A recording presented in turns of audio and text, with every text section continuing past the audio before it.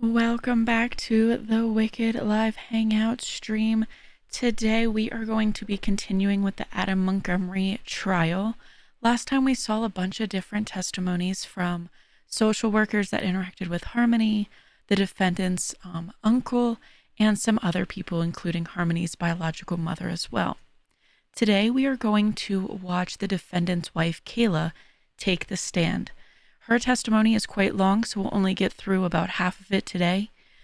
The overarching story is that Adam Montgomery is a 34-year-old father of three from New Hampshire. His 5-year-old daughter, Harmony, was reported missing in November 2021 by her biological mother, Crystal. Her mom had lost custody due to substance use in the past, and Crystal claimed she had not seen Harmony since a FaceTime call on Easter in 2019, so about 2 years prior to her being reported missing. It is alleged that Adam had harmed Harmony and disposed of her with the help of his then wife, Kayla, who we are going to hear from today. So that is very key as far as finding fault in this, right? Whose fault is it?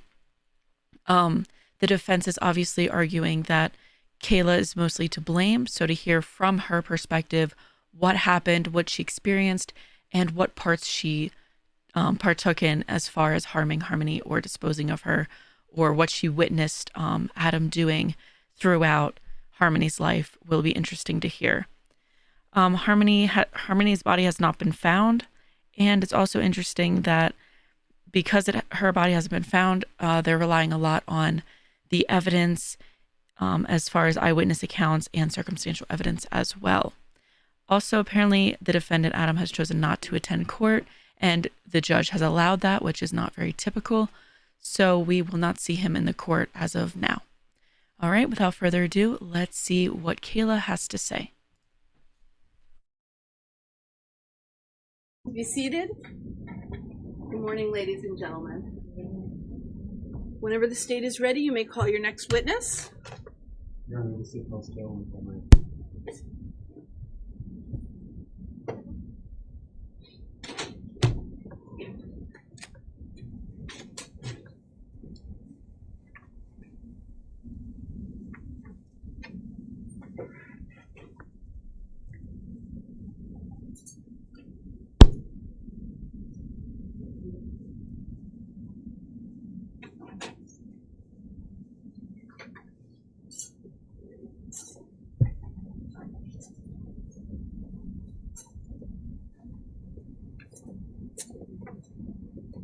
Joe, if you can just remain standing and raise your right hand. Do you swear that the testimony that you're going to provide this jury will be the truth and nothing but the truth, so help you God? I do.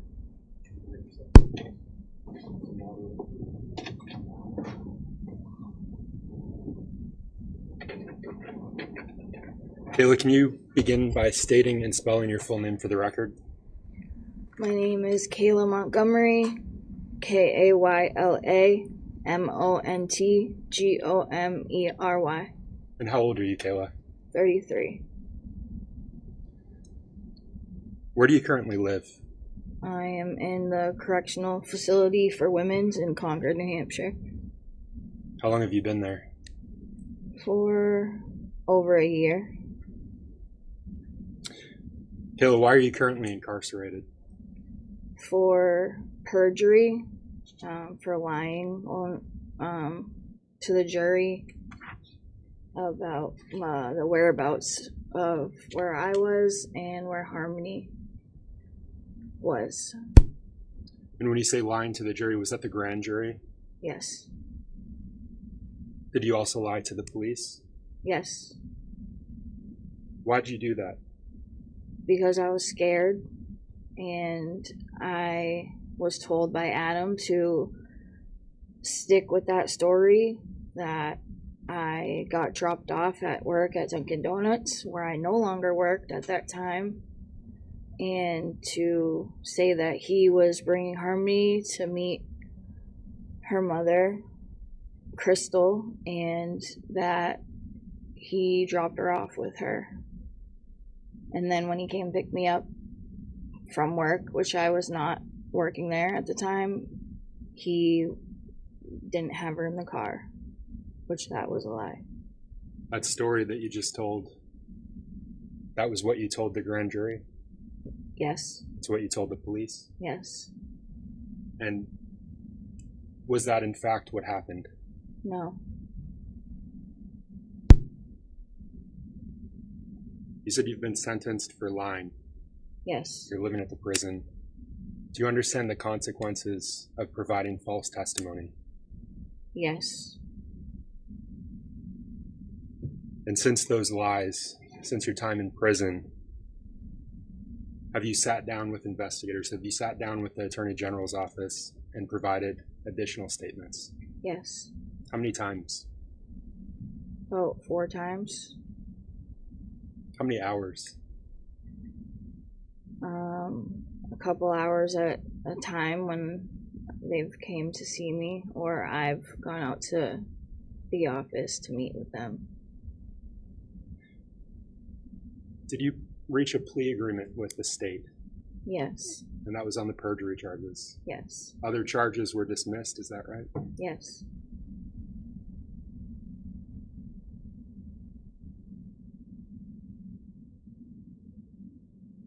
The story that you just told about the defendant dropping Harmony off with Crystal, who came up with that story? Adam. Why did you stick to it? Because I was scared for myself and my children that are also Adam's, and for him, because I didn't want anybody to get in trouble and I was scared. Your Honor, may I approach? Yes. Kayla, you referred to Harmony Montgomery. Now, how do you know her? She's Adam's daughter, and we started a year after we got together. He was working on getting custody of her, and he had to work to get custody of her. He wasn't just given her, and it took 4 years to get custody of her. And during those 4 years, we both visited her each week for a couple hours. Was she your stepdaughter? Yes. Showing this witness what's been previously marked as State's Exhibit 98 for identification. Do you recognize this? Yes. Who's depicted in this image? Harmony and myself. And can you point to Harmony? And is there a date associated with this image? Yes, July 7th, 2019. And do you recognize this image? Yes. Is it a fair and accurate representation of Harmony on that day? Yes. Who's the other person depicted in that picture with Harmony? Myself. Is that a fair and accurate representation of you that day? Yeah. Do you know who took this photo? I did. Your Honor, at this point I'd move to strike the ID and mark as full State's Exhibit 98 Objection? No objection. and publish. The ID is stricken, it's entered as a full exhibit, and it may be published to the jury.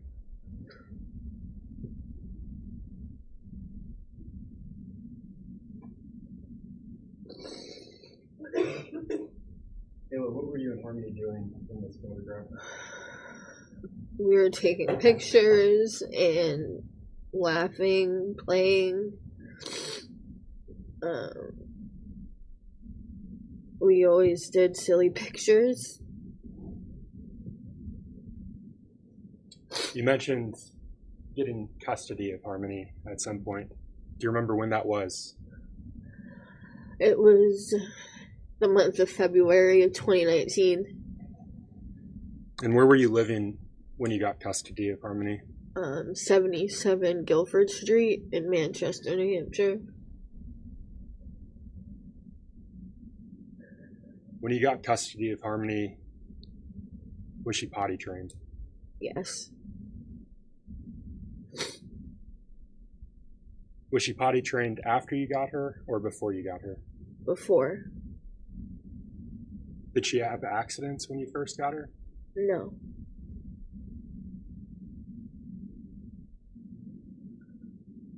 So you mentioned 77 Guilford Street. When did you move into that home? It was in 2018. Probably around April or May. I think it was around that time. Whose home was it? Adam's grandmother's, Helen Montgomery. Did she live there with you at any point? Yes, when we were staying there in the beginning, she lived there. And in the beginning, who else lived there with you? Adam's uncle, Kevin Montgomery, Adam's brother, Michael Montgomery, and Adam's brother's girlfriend, Kayla. I don't remember her last name. Another Kayla, though. Yeah. And myself and Adam, and we had Seamus. How old was Seamus when you moved into that house?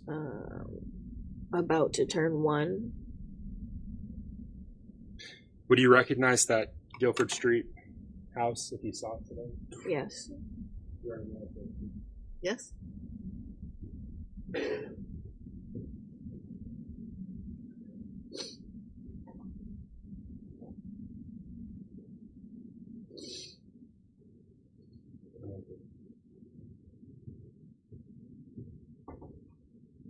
Kayla, I'm handing you what's been previously marked as State's Exhibits 1 and 2.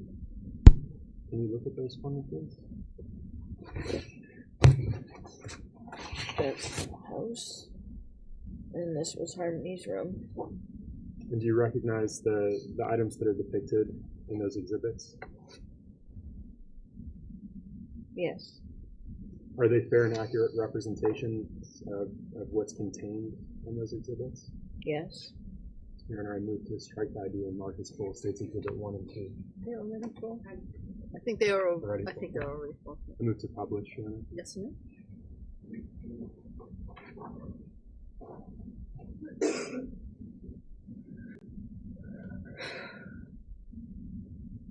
Kayla, State's Exhibit 2, what can you tell us about this room?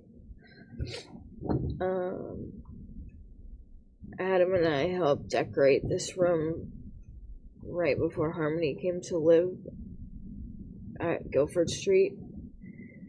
And she really likes Minnie Mouse. When you say she really liked Minnie Mouse, who is she? Harmony. When you say you helped decorate the room, what did you do to decorate it? Got the Minnie Mouse wall decors that stick to the wall, and got her a whole new bed set, blankets and sheets.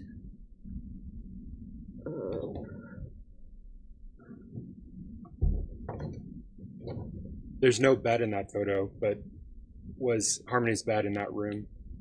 Yes. Where would it have been located in relation to that image? Right next to the window.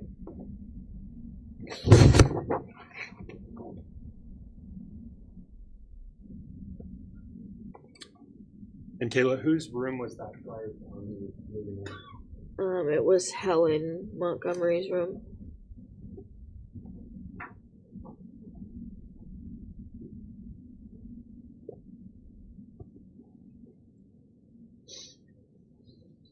Kayla, I'm showing you it's been marked as State's Exhibit 10 for identification. Do you recognize this? Yeah, it was Harmony's toothbrush. Is it a fair and accurate representation of Harmony's toothbrush? Yes. Your Honor, I move to strike the ID and mark as full State's Exhibit 10. Any objection? No. The ID is stricken. It's entered as a full exhibit. It may be published.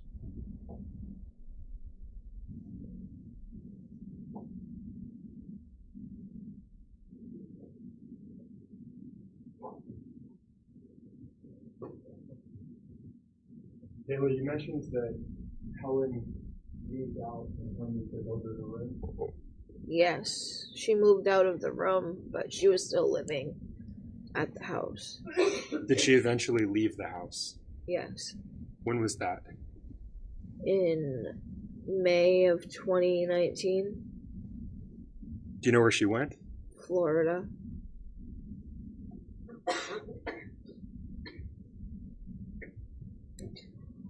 Kayla, I want to turn your attention to July of 2019, so several months after Helen moved out. Were you still living in the Guilford Street home in July of 2019? Yes. And who was living there with you at that point? It was myself and Adam and his uncle Kevin. And it was Seamus and our son Declan and Harmony. And his brother Michael and his girlfriend Kayla were still living there for a couple weeks until they moved out and went to Florida with her.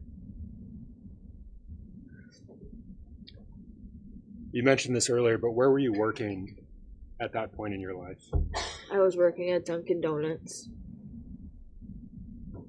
Were you eventually terminated from your work at Dunkin' Donuts? Yes. Why? Because I was stealing money from the register. Did you admit to stealing money?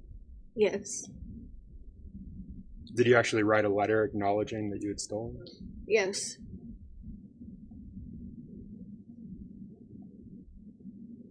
Did you take responsibility for what you'd done at Dunkin'? Yes.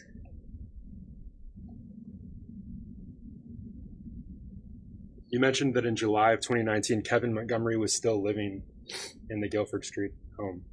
Yes. Did he eventually leave for Florida after Helen? I don't remember where he went. I remember Helen had surgery. She had open triple bypass surgery. And I don't remember if Kevin went to Florida. And I think he went to Mass too. I don't remember where he went. Let me ask you this. Do you remember him being gone from the house for several weeks? Yes. And let's talk about that period where Kevin's gone from the house. Okay. You were still working at that point? Yes. What were your hours like at work? I worked 6 a.m. to 2 p.m. And I also covered shifts if they needed help. The 3 children that you mentioned, Yes. where were they when you were at work? With Adam. And so in July of 2019, your youngest, Declan, how old would he have been? He was about 6 months old. And you said you were working from 6 a.m. to 2 p.m.? Yes. Did you like that setup? Yes.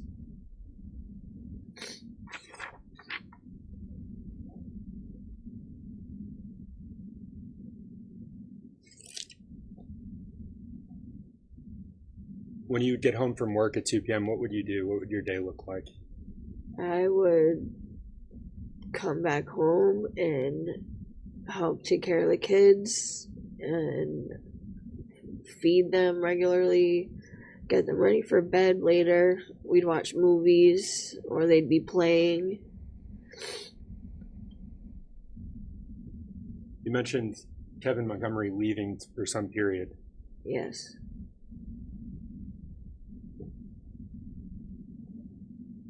Did he return to the home at some point? Yes, he showed up with Helen. So before that, though, in July of 2019, did he Yeah. return to the home at some point? I don't remember. Do you remember overhearing a conversation between Kevin and the defendant, Adam? Yes. What was the tone of that conversation? They were arguing about a situation that happened with Harmony. What was Kevin's tone in that argument? How did he sound? He sounded angry. What did Kevin say in that conversation? May we approach? Yes?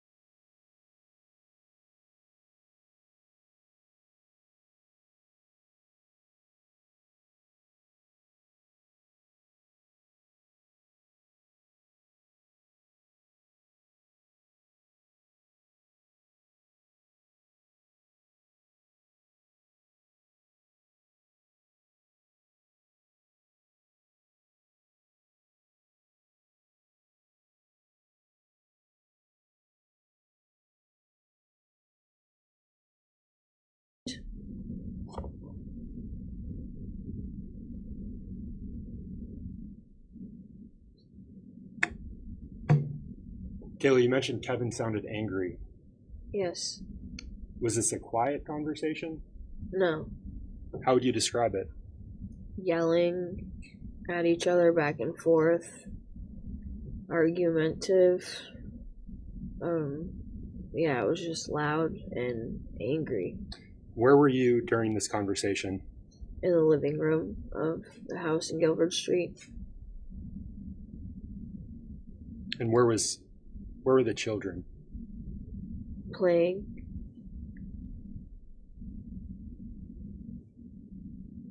Did you understand what they were talking about?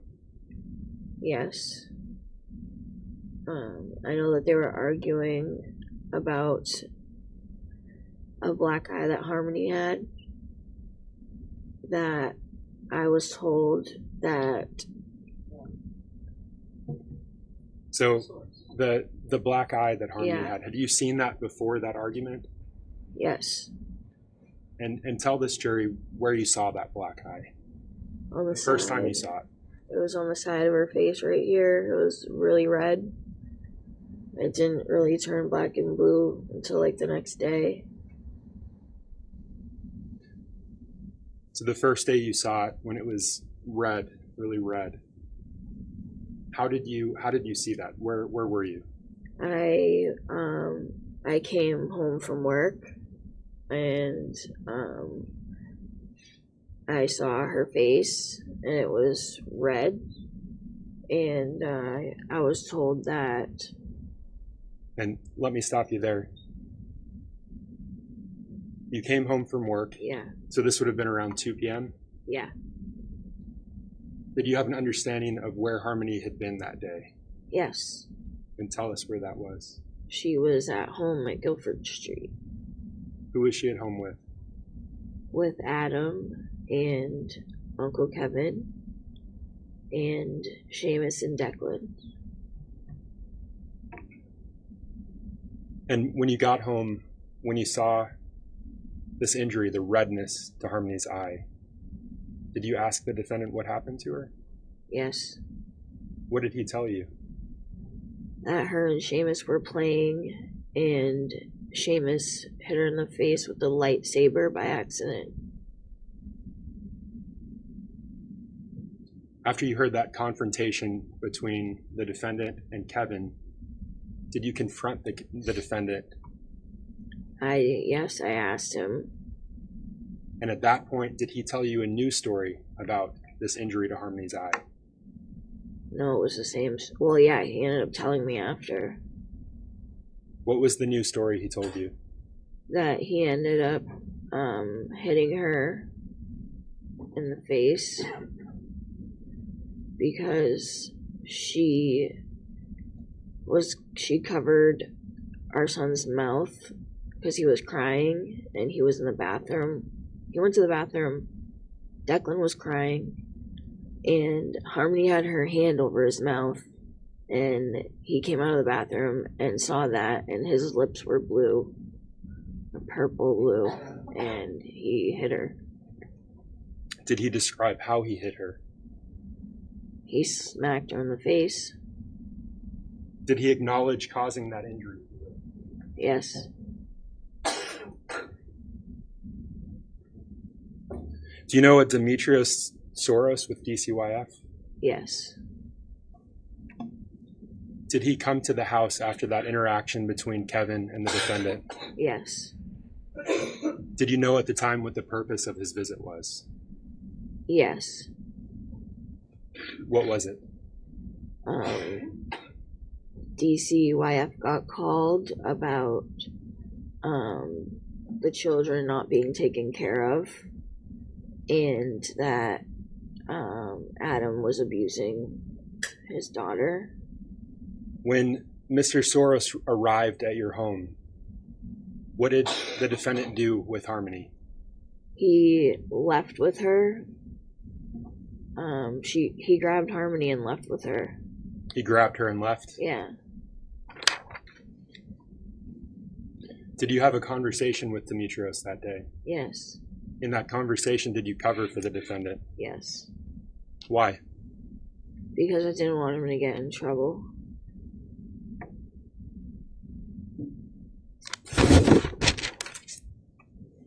Was there a period in 2019 when you no longer lived at the house on Guilford Street? Yes. And tell us how that came to be. We ended up getting evicted from the house in November of 2019, the day before Thanksgiving, because the mortgage wasn't being paid. And Your Honor, may we approach? Yep.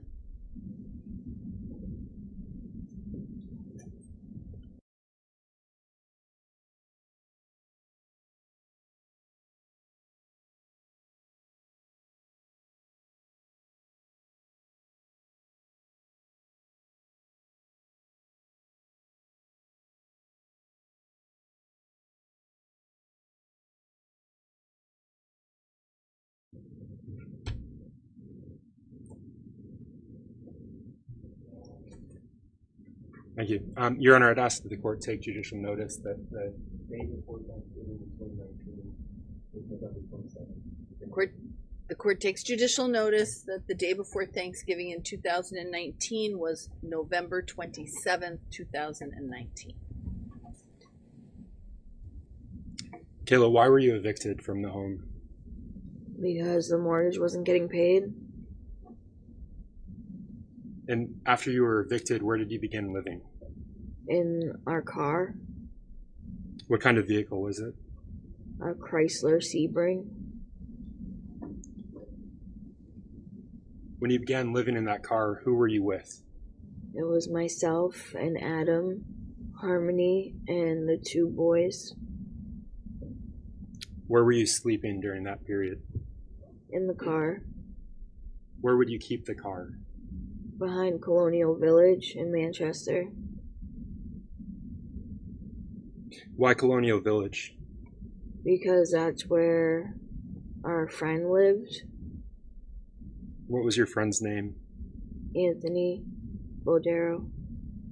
Did you tell Mr. Badero that you were living there in that parking lot?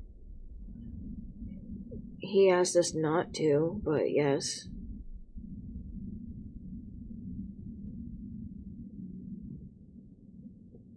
And so, can you just describe the sleeping arrangement in that vehicle for you and your family at the time? So Adam would sleep in the driver's seat. I slept in the passenger seat, and Harmony was behind the passenger seat, and the baby Declan was in the middle, and Seamus was behind the driver's seat. Kayla, I asked you earlier about whether Harmony was potty trained when you got custody of her. And I believe you said she was. Yes. Did that change at some point after the eviction? Yes. And tell the jury about that. What happened to Harmony? She wouldn't let us know when she had to use the bathroom, and so she was peeing in the car, just in her seat that she was sitting in, and she wouldn't tell us that she had to use the bathroom. Was she only peeing, or was she having other accidents at the time? She was also pooping. How frequently was this occurring for Harmony? A lot. Like, at least every day. And did those accidents, did they increase in frequency the longer you were in that car? Yes. How was the defendant responding when she had these accidents? Getting angry. Would he do anything physically to her when she had accidents? Yeah, he would smack her. And what does that mean, that he would smack her? He would smack her in the face, or on her leg, or in her hand.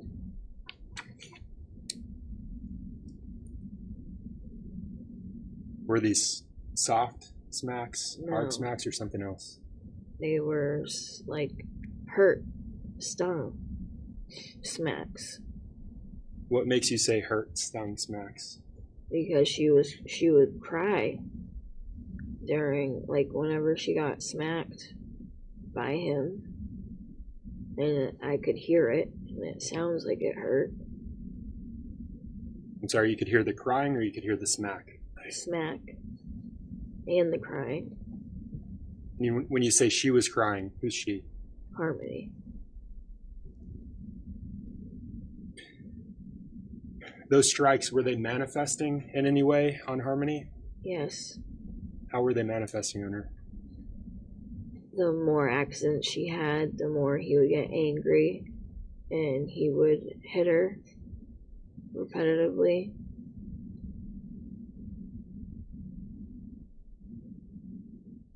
Was the defendant causing visible injuries to Harmony? Yes. I'm sorry? Yes. And tell us about those injuries. When he would hit her, she started getting black eyes and bruises on her face, on her legs. Yeah.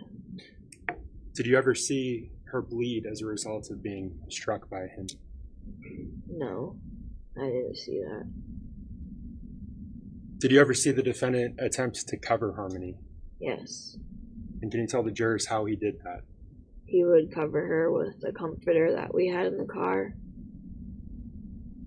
Why would he cover her? so nobody could see her.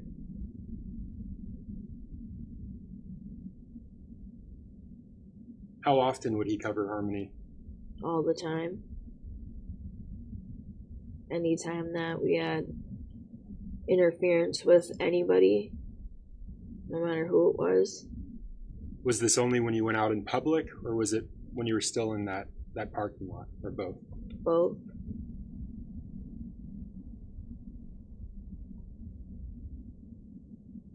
Kayla, were you involved in an accident, a car accident, on November 29th of 2019? Yes.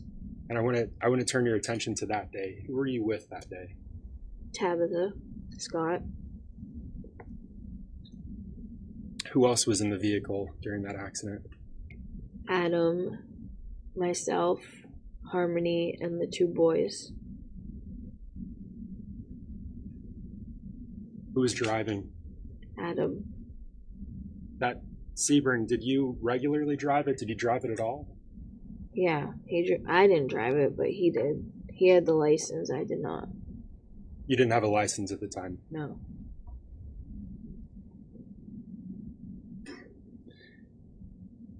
So you said that Adam was driving, the defendant was driving the vehicle. Where were you in position to the rest of the people in the vehicle? I was sitting with Harmony in the back seat behind the passenger side. And where was Harmony? Next to me and Declan. She was in between. And where was Seamus? In his car seat on the other side of Declan. Would that have been behind the driver's seat? Yes. You mentioned the Tabitha Scott. Yes. Who was she to you? She's been one of my friends for a long time. And she was in the car with you that day? Yes. Where was she seated? In the passenger seat.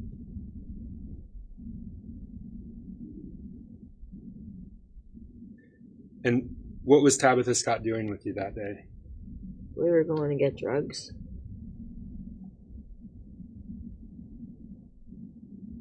And can you just walk us through the accident, how it occurred? There was a stop sign, and it was a intersection.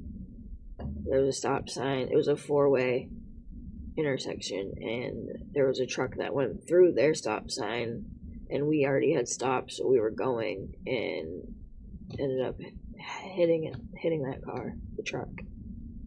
Did law enforcement respond to that accident? Yes. Did you see an officer? Yes. Were the officers able to see Harmony? No. Tell the jurors why not. Adam didn't want the officers to see her because she had black eyes, so she was covered with a blanket.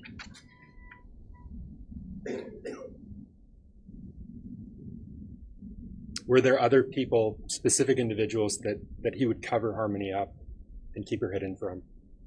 Yes. And tell us who those individuals were. It was Anthony Madero, and when Tabby was in the car, she didn't look at her, she didn't see her, but she knew she was in the car. Kayla, so this accident occurred on November 29th. Yes. I want to turn your attention to December 7th. of 2019. Yeah. Does that day stand out to you? Yes. Why? Since the date that Harmony passed away. The day that Harmony passed away? Yeah. Were you still living in the car at that point? Yes. Were you still sleeping in the Colonial Village parking lot? Yes. You mentioned Harmony having accidents and then becoming more frequent at that point. On December 7th, was she still having those accidents? Yes. And had they increased in frequency? Yes. Did Harmony have an accident first thing in the morning? Yes. And that would have been before you started your day? Yes. What happened when she had that accident? Adam repetitively kept punching her in the head. Okay. So I want to break that up. That morning, where did you wake up? At Colonial Village. And what happened first thing in the morning that morning? We went to the methadone clinic.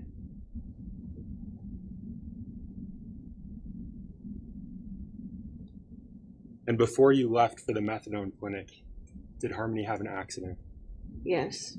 And what did the defendant do before you went to the methadone clinic? What did the defendant do to Harmony after that accident? He was yelling and screaming at her and punching her in the head.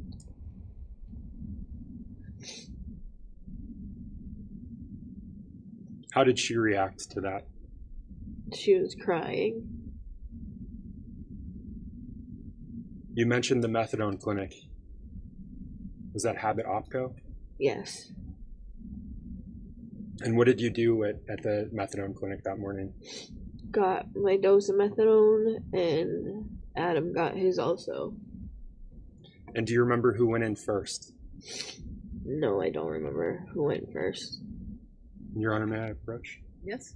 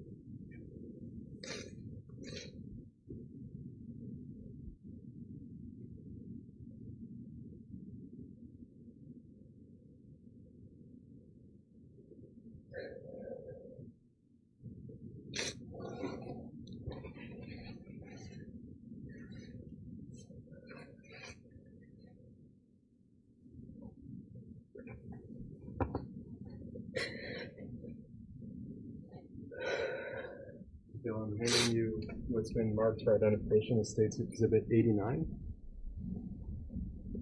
Okay. I'm just going to ask that you review the second page.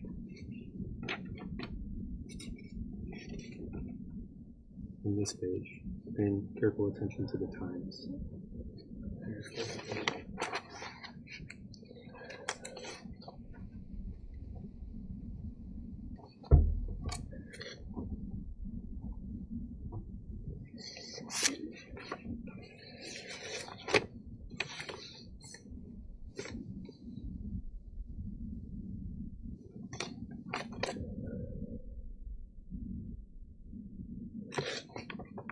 Okay.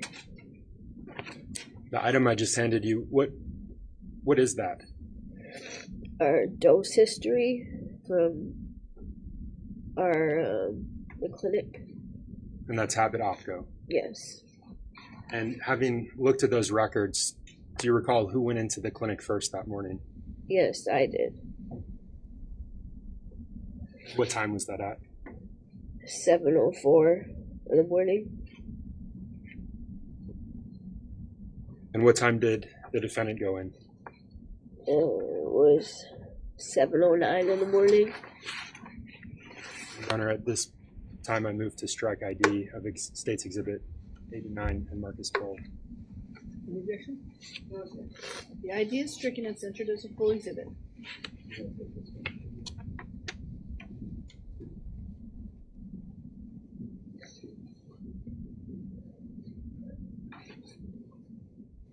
Caleb, can you tell the jurors what happened when Adam returned to the vehicle after his methadone treatment?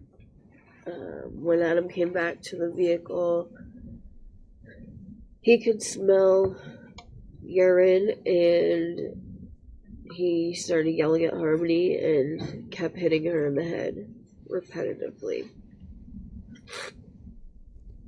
Where were you when he smelt that accident? Where was the vehicle when he smelt that accident? In front of the methadone clinic. Did you discuss going somewhere with him at any point that morning? Going to get food? Yes. I asked to go to Burger King. You asked to go to Burger King. Yes. And so at some point, did he begin driving the vehicle? Yes. Was that before or after he repeatedly struck Harmony? After. What was Harmony doing at that point when he started driving the vehicle? She was crying a lot. She was crying a lot? Yeah. And she was making a weird noise. Was she saying anything? No. And Kayla, I want you to walk the jurors through in as much detail as you can what happened on your route from Habit Opco to that Burger King. Adam was getting really angry from Harmony peeing in the car, and he repetitively kept punching her on the way to Burger King, and there were a couple red lights, and when we were at red lights he would go over the driver's seat, like in between the passenger seat, and he was just punching her repetitively in the head. You've said there were several times where he punched her repetitively in the head. Yes. How many times did he hit her? I can't count. I don't know. Were you counting? No, I wasn't. How many lights did that car come to where he repetitively struck her? At least 2 or 3. Between Habit Opco and the Burger King, did the defendant say anything to Harmony? He told her to shut the fuck up. Stop crying.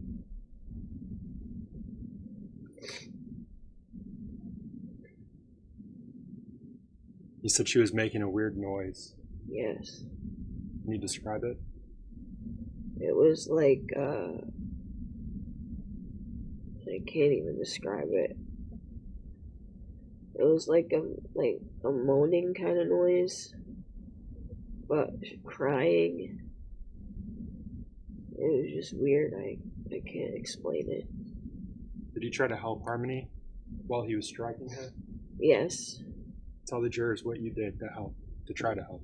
I put my arm up and said to stop, but he looks at me and he gave me this look that was like evil.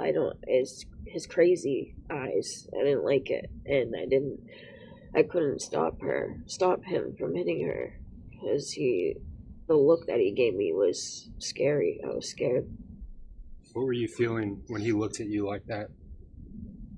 Like he was either gonna hit me or just, I don't know. It was weird. And that was like one of the first times that I've seen him look at me like that. Was it the last time you saw him look at you like that? No. And we'll talk about that more. But I want to focus on this drive. You said that Harmony's crying. She's making this weird noise. Yeah. Where was she in the vehicle? She was behind the passenger seat. And who was in front of her in that car? I was. You described the defendant almost coming over the seat. Yes. Was he still driving at that point? Some, kind of. Between the red lights, and it was definitely at the red lights. I remember that. How was he striking her? By punching her in the head.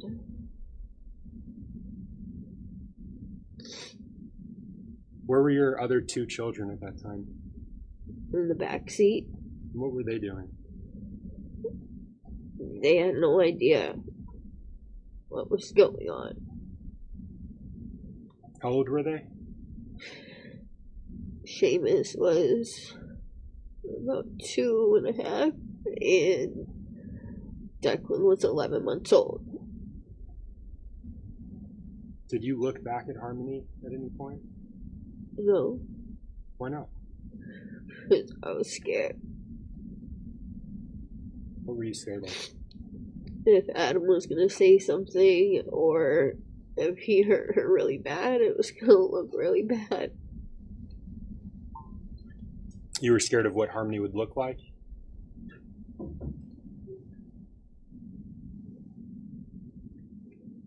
That attempt to intervene, were you successful in that? No. Did he stop after that? Shortly after that, Shortly after that. Did he say anything to you when he stopped? he said he thinks that he really hurt her. But he felt something.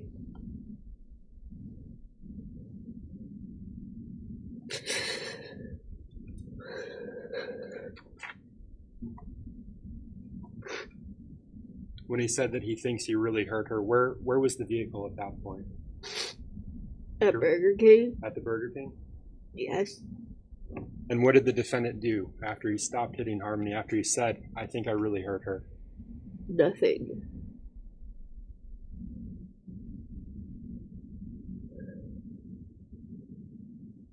Did you order food from Burger King? Yes. Where was Adam when you were ordering food from Burger King? In the driver's seat. Did you go inside to the Burger King or something else? No. I don't remember going in there. Did you go through the drive-thru? Yes. And so who ordered the food? Adam did. And what did you do with the food that he had ordered? Ate it, gave some to the kids. Where were you when you ate the food? In the parking lot Which parking lot? of Burger King. Now, the kids were behind you at that point. Yes. Is that what you testified to? Yes. And who gave them food? I did. Did you see Harmony when you were giving them food? No. Why not? Because she was under the blanket. Who put her under the blanket? Adam.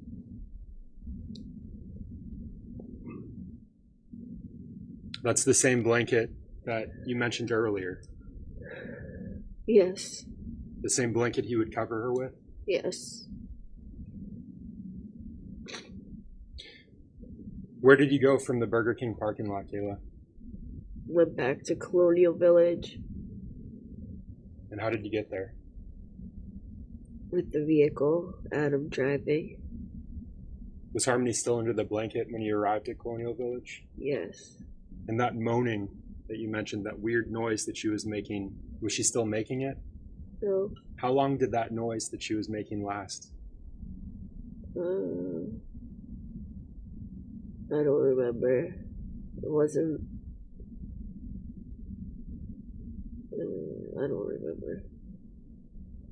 I don't remember if it was too long. I don't remember if it was after we were at Colonial Village for a little bit, or if it was before. But that moaning, did it eventually stop? Yes. Did you check on Harmony at any point after the moaning stopped? No. Did Adam? No. Why didn't you check on her? And I was scared.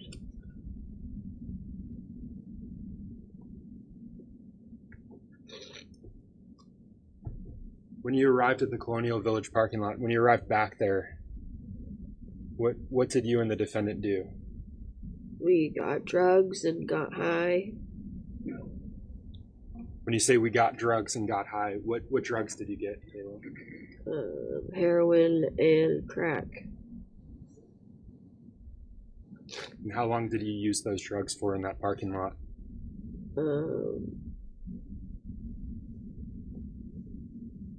We were there for probably 10 or 15 minutes.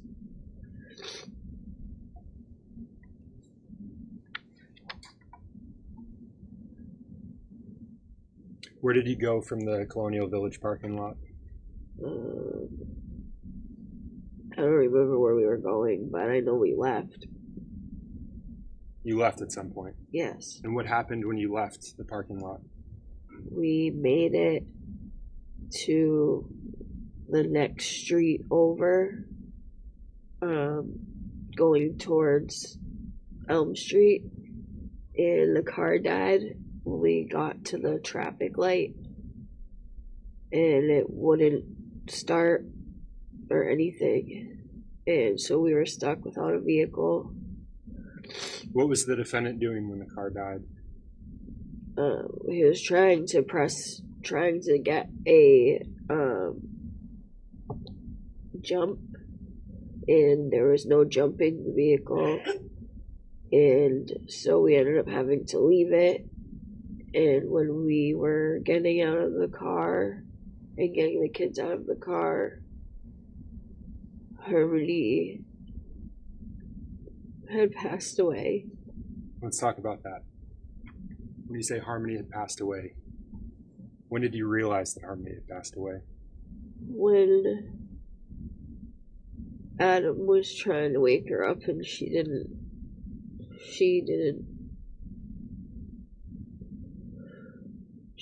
reply or anything.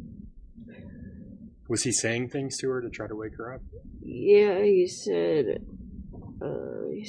Harmony, and he kept saying baby girl, like, and trying to budge her, and there was nothing. Was he touching her? Yes. What was he doing to her body at that point? Trying to figure out what to do, and getting all the kids out of the car. He took the duffel bag that was in the trunk, and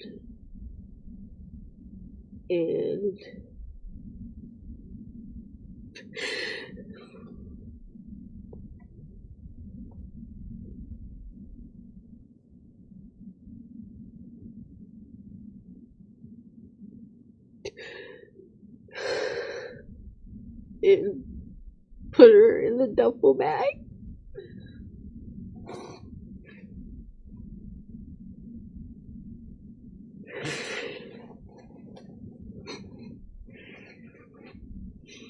You mentioned this duffel bag from the trunk.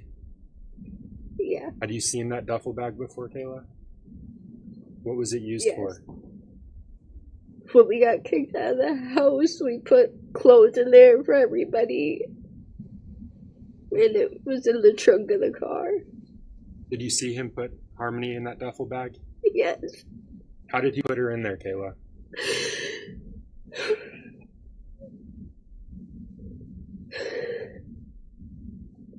He, like, folded her in half and put her in the duffel bag.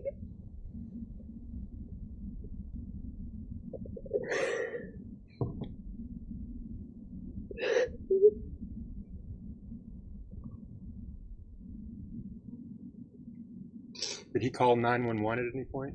No. Did you? No. And when you saw him put her in that duffel bag, did you attempt to get away, to run?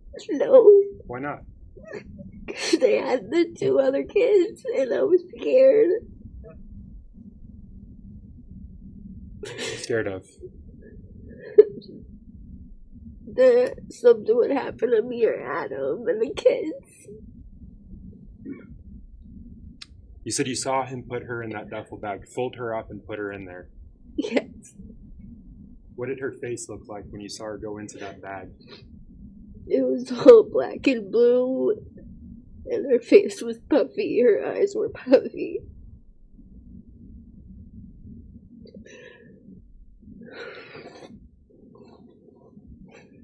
Did he say anything to you after he put her in that duffel bag? I don't remember.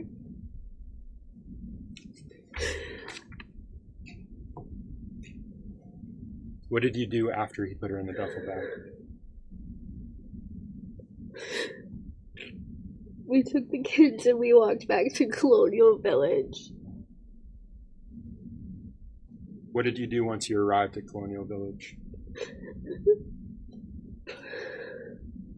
Put the bag in the snowbank so Anthony wouldn't see it. I'm sorry, so that who wouldn't see it, Kayla? Anthony. That's Anthony Badero. Yes. Where was the snowbank that you put? And sorry, let me clarify. Who put her in a snowbank? Adam. Where was that snowbank that he put her in? In the embankment from the parking lot. What was around that snow embankment? A dumpster. And cars and snow.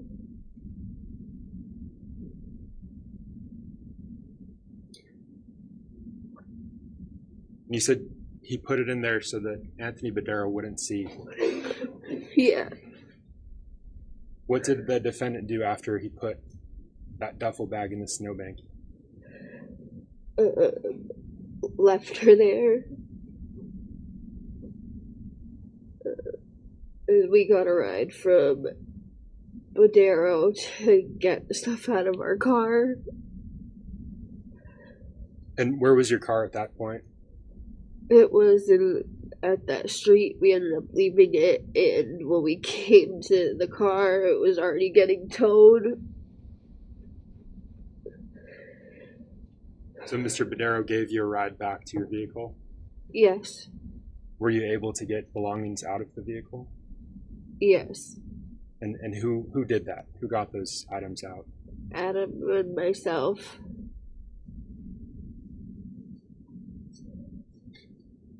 That vehicle was your home at the time.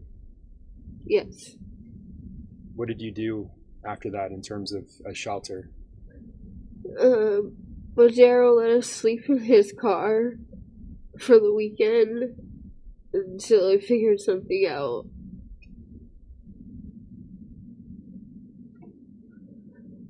Just for the weekend? Yeah.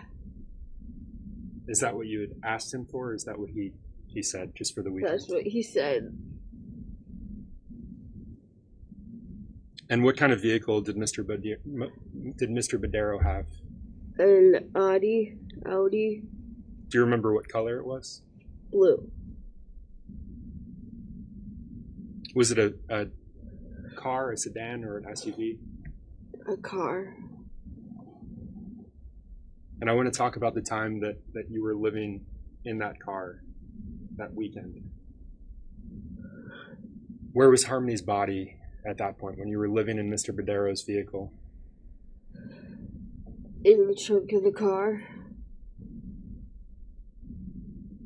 And did the defendant ever move it from the trunk of the car to another location? Yes. Where would he put it? Near the dumpster. Why? So Anthony wouldn't see it. Was it cold outside at the time? Yes. You mentioned snow. Was there snow on the ground? Yes.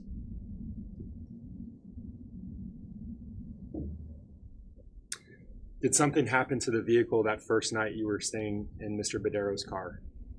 Yes, the battery died.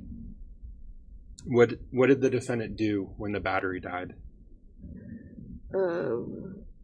Used somebody's phone and called Miss Frayne. Is that Kimberly Frayne? Yes. Are you aware of him communicating with any other people regarding the dead car? Not that I remember. At that time, did the defendant have a Facebook account? Yes. Do you know if he had a Facebook account? I don't remember. I don't remember. But you recall a call to Miss Brain. Yes. And what happened after that call? She showed up with a battery pack jumper to jump the car. Was she successful in jumping the car? Yes. And what were you doing while that was going on? I was in the car with the kids, Where was Miss Brain? outside of the car with Where- Adam. I was going to ask, where was the defendant? Where was Harmony at that point when the car was being jumped? In the trunk of the car. What did you and the defendant do for food during your time in Mr. Badero's car? Badero bought us pizza and brought it down to the car. You mentioned being there for 2 nights, Yes. and the first night the battery died. Yes. When was the pizza given to you? I think it was the next night. Because he did give us food. For a couple of dinners, he gave us food. We had the pizza. Could you repeat that, please? A couple of nights, we got pizza. And did you leave Mr. Badero's vehicle after that weekend? Yes. After those 2 nights you left? Yes. And can you tell the jurors where you went? I went to my aunt's house, And what's your aunt's name? Kimberly Simmons, Where did Miss Simmons live at the time? in Manchester. Was she on South Main Street? Yes. And how did you get to your aunt's home? Bodero dropped us off. Your Honor, may I approach? Yes.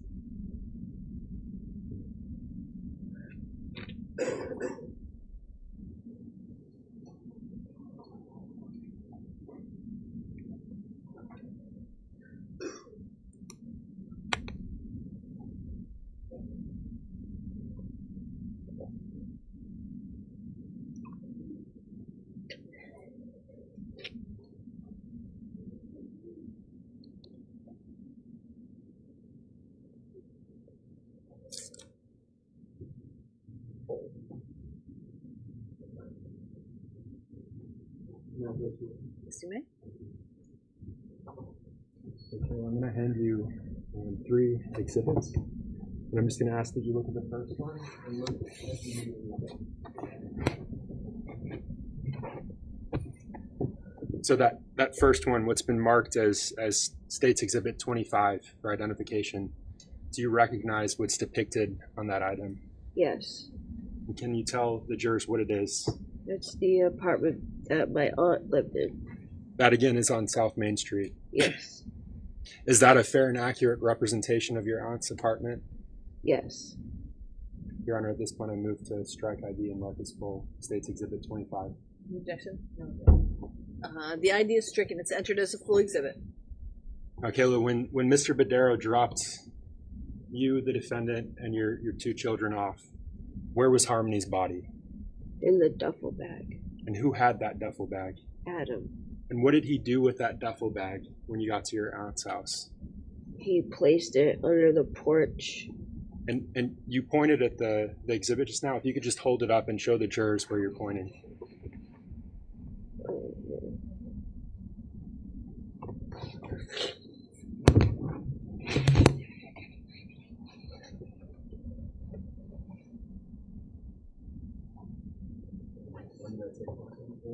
Can you show me where you pointed?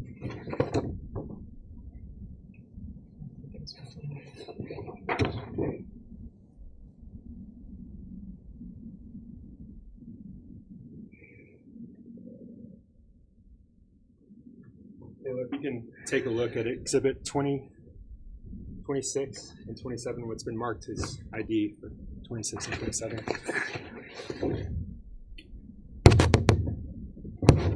What's depicted on those two items? The porch. Up close. Is that a fair and accurate representation of your aunt's porch? Yes. Is there a difference in the two photos? Yes. 27 has measuring tape, looks like. And Your Honor, at this point I move to strike the ID and mark as full States Exhibit 26 and 27. The ID is stricken. They're entered as full exhibits. And I move to publish them for daily living. You may. You mentioned the defendant putting Harmony's body in a duffel bag under the porch. Yes. Yes. This is the porch that you put her under? Yes. Did you go into the home that day, into your aunt's home? Yes. How long were you there for, Taylor? A few hours. We were trying to figure out where to go. What was the purpose of your trip to your aunt's home? To talk, so that she could talk to my mother, so that she'll let us stay at her place. What's your mother's name? Christina Lubin. So if I understand, you wanted your aunt to talk to your mother? Yeah. Did you end up seeing your mother that day? Yes. How did you come to see her that day? She came to pick us all up, myself, Adam, and the kids, the two boys, Where was Harmony at that point? in a duffel bag. And how did your mother pick you up? How did she arrive at your aunt's home? She came in her van. And what happened to that bag that Harmony was in when your mother came to pick you up? We put it in the van. And when you say we put it in the van, who put it in the van? Adam.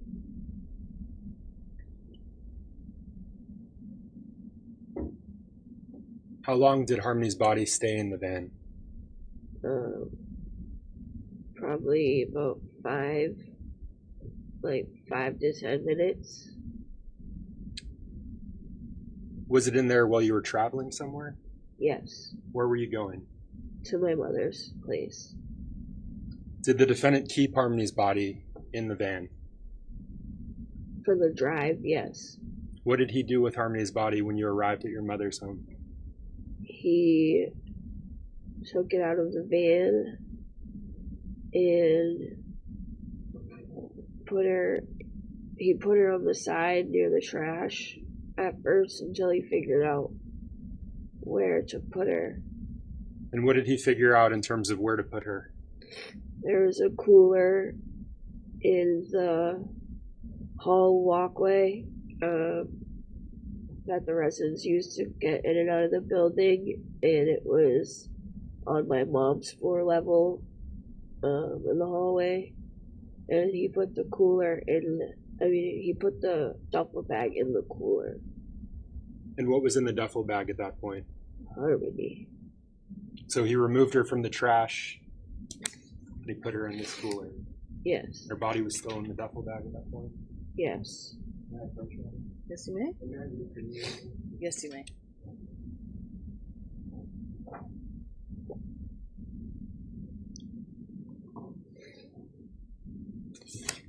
So I'm showing you what's been marked as States Exhibit 28 for identification.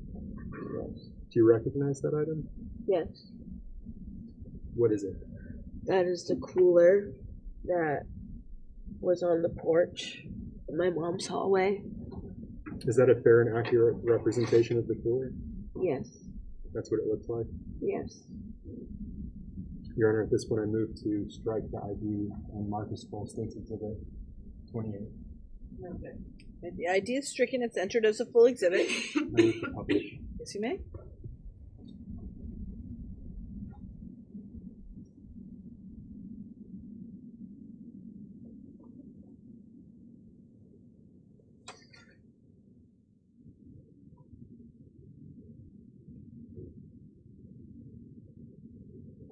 Kayla, how did Harmony's body fit into this cooler? Adam pushed it in the cooler so it would fit. Is that something you saw him do? Yes. Were there any noises when he did that? Not that I remember. How long was she stored in that cooler for?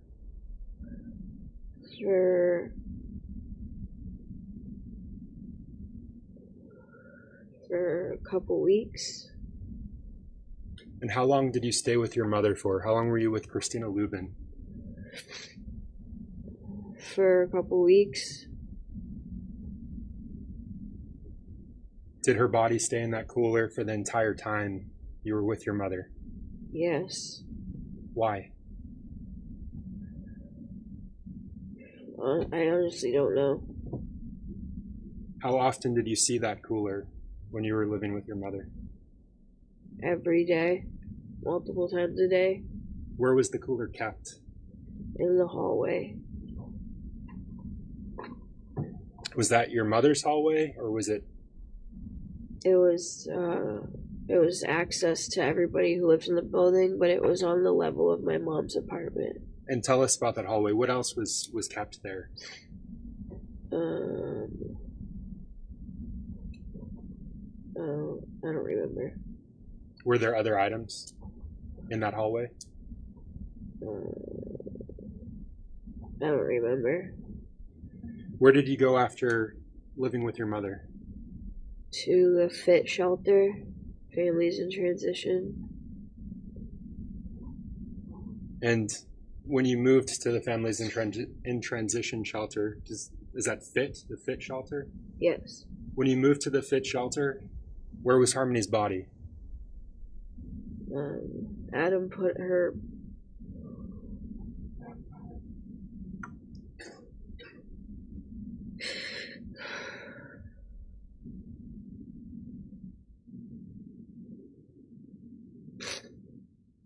in the ceiling, in the vent of the room that we stayed in. What room did you stay in while you lived with the Families in Transition?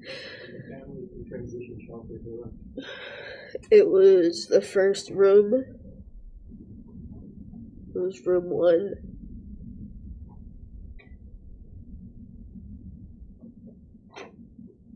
And how did he access the ceiling to store her in there? He used the bunk bed and climbed up in the ceiling. Was there something that allowed him to access the ceiling that was above that bunk bed? It was a vent. Who slept under that bed? The kids. Where did the defendant sleep? We all slept on the floor on the mattresses. So Dale, I'm showing you what's been previously marked for identification of States Exhibit 30 through 34. Can you please look at each of these items in turn and describe what's depicted? This is the outside of the family shelter. And that's States Exhibit 30. And this is the door to room 1, and next to it is the second room. And that's Exhibit 30. And this is the room. I'm just going to ask you to move it a little away from the microphone. Thank you. And when you say this is the room, whose room was that? It was the room that we stayed in. And that setup, the way the room is set up, is that similar to how it was when you lived there? Yes. And that's States Exhibit 32. Go to States Exhibit 33. What is depicted there? The vent above the bed. And what happened with that vent? Adam moved it so he could go in the ceiling. Now, did you ever touch that vent, Kayla? No. And States Exhibit 34? It's the vent. Are those fair and accurate representations that consistent with your memory of what those items looked like? Yes. Your Honor, at this point, I move to strike the ID and mark as full States Exhibit 30 through 34. Any objection? Okay. All right, the ID is stricken. Those are entered as full exhibits and may be published to the jury. And so, Kayla, I'm holding up what's been marked, or what's been admitted as States Exhibit 30. What is this item? What is depicted here? The outside of the family shelter. How long did you live at this shelter for? A month and a half almost. And States Exhibit 30? What's depicted in this image? The room that was the one we stayed in was on the left side, room 1, and the other room is the second one next to it. So you stayed in room 1? Yes. And you mentioned room 2 being decided. Yes.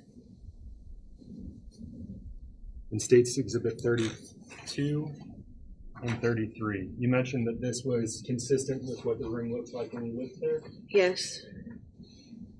And those are the bunk beds that you mentioned? Yes.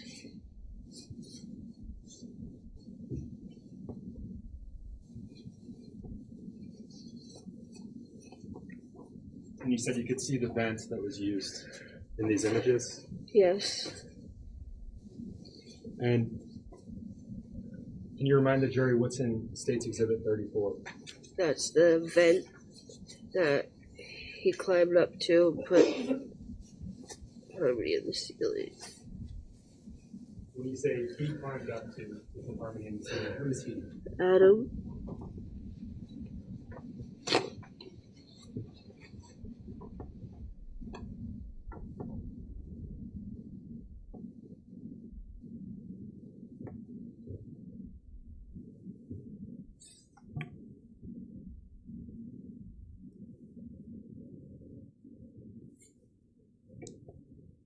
At the time you were living at the Families in Transition shelter, was there anything going on with Harmony's body? Was she having any changes? Was her body having any changes? Yes. And I want you to tell the jurors what those changes were. You could smell a horrible smell that was coming through the vents.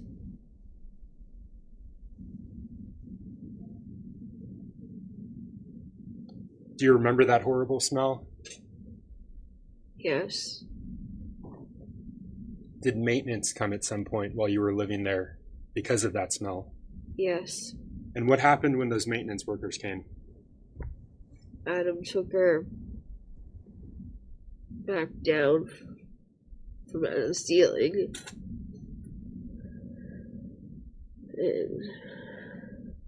and brought the bag in the bathroom. And what happened when Adam brought Harmony down from the ceiling?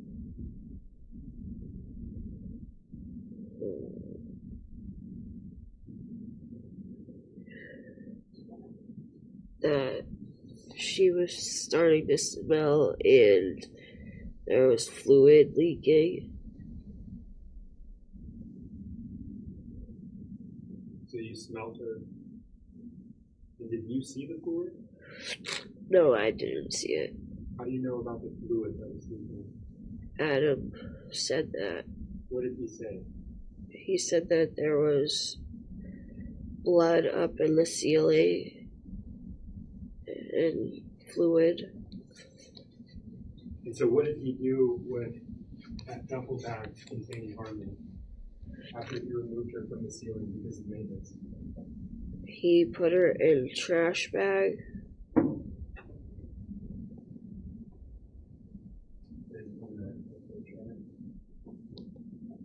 I'm showing you it's been marked as States Exhibit 52 for identification. Yes. Mila, do you recognize the item that's depicted in this image? Yes. What is that? The CMC diaper bag. Is that a fair and accurate representation of the CMC diaper bag? Yes.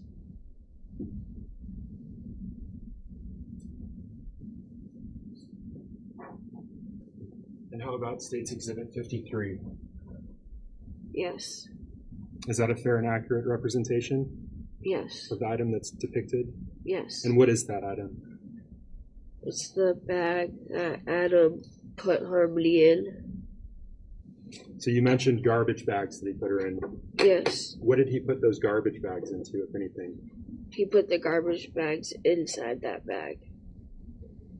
So, Your Honor, at this point I move to strike ID, strike that's been marked as ID and mark as full States Exhibit 52 and 53. An objection? And I move to publish. Sorry. 52 and 53, the ID is stricken. They're entered as full exhibits and they may be published to the jury.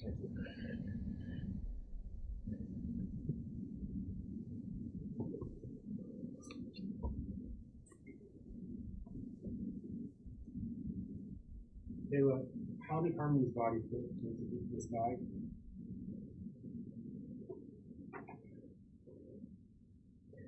Adam squished her in it. Sorry, can you say that a little bit louder? Adam squished her into the bag.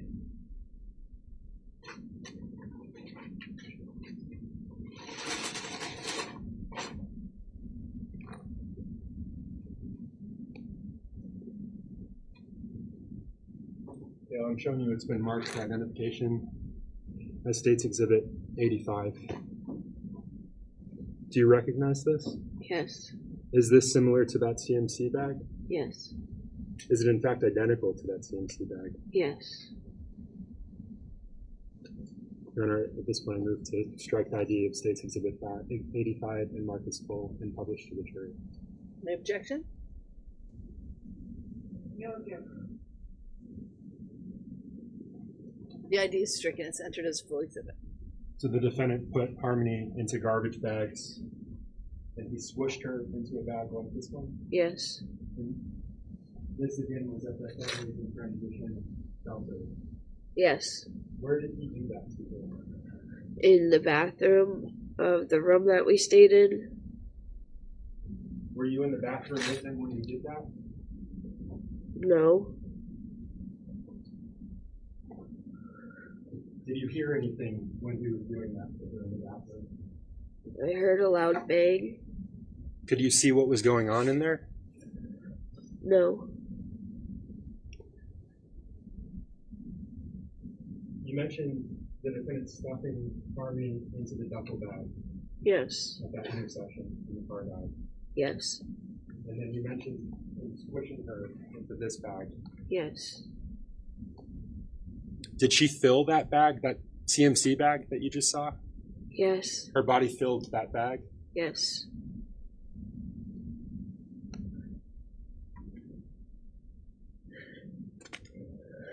And what did he do with the bag after he put her in there? He put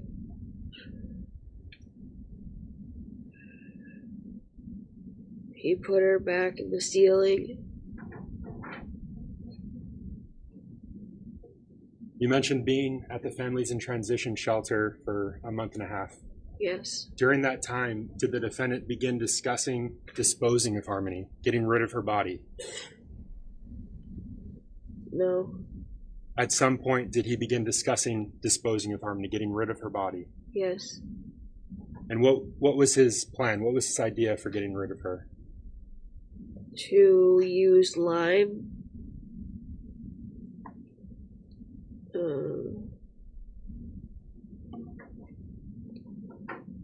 And dismember her. What did he believe that lime would do if he used it on her body?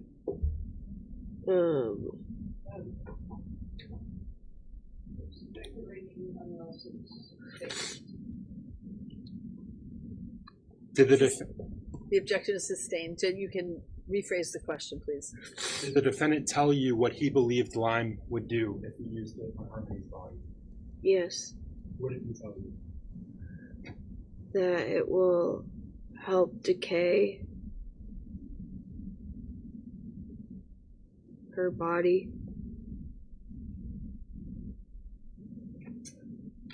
That it would help decay her body? Yes. Did he tell you what he believed dismembering her would do? No. But he told you that that was his plan? Yes. Counsel, can you approach for just a minute?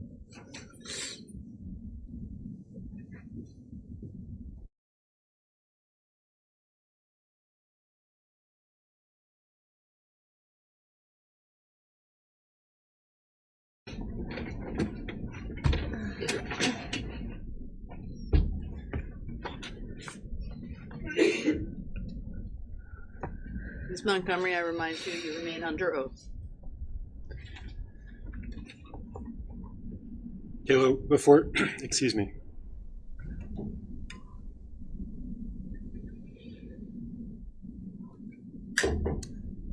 Before we broke, you were telling us about your time in the fit shelter. Yes. And you mentioned the defendant taking Harmony's body out of that ceiling. She was still in the duffel bag. Yes. Brought her into the bathroom, is that right? Yes. And you said when he was in there, you couldn't see what was going on, but you heard a bang. Yeah. What was he doing to her?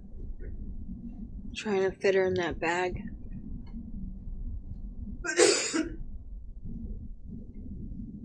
When you say trying to fit her into that bag, is that the bag like this one? Yes.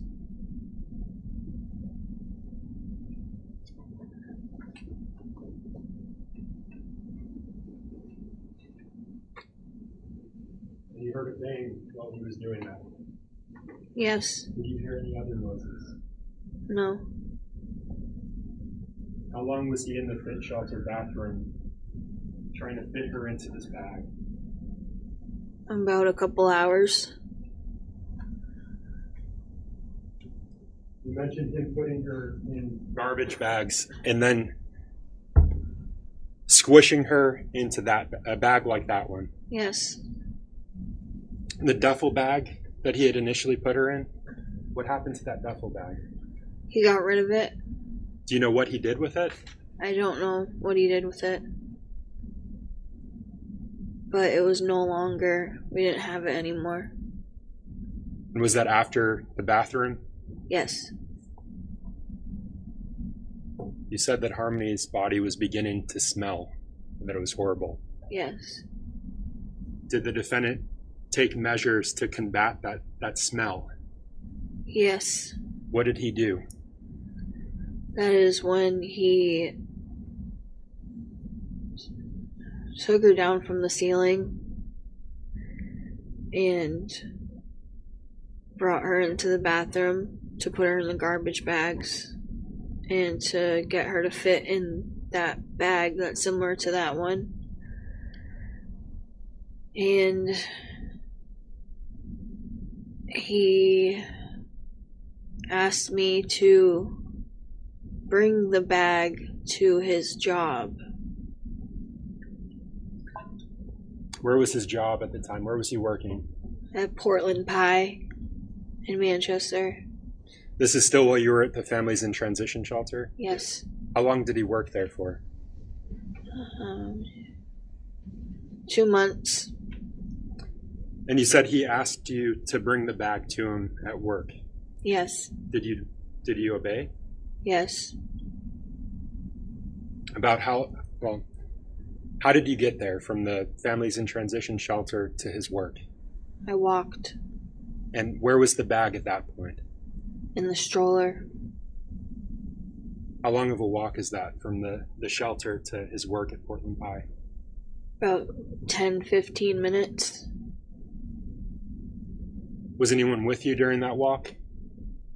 My 2 kids. Why did you obey the defendant when he told you to bring Harmony's body in that bag to his work? Because I was scared.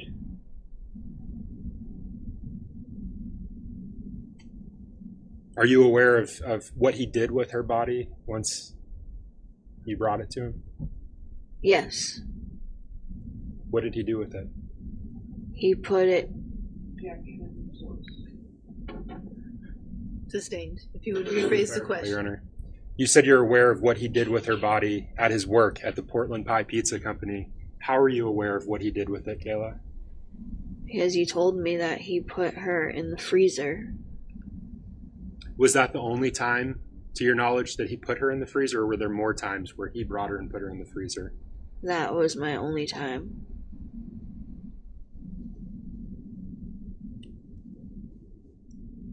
I want to go back for just a moment. When he was in the bathroom, you said it was for several hours.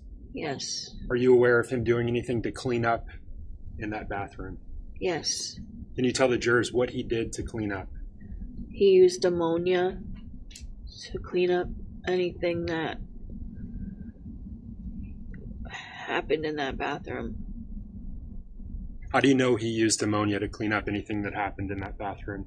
Because he specifically bought it. Were you with him when he bought it? I don't remember. But you remember him using ammonia to clean? Yes. Did he tell you what he believed the ammonia would do? It wouldn't show evidence of any blood or fluids. And did he tell you at that point why he didn't want evidence to be shown, why he didn't want anything to be shown down the road? So he wouldn't get in trouble and nobody could find anything.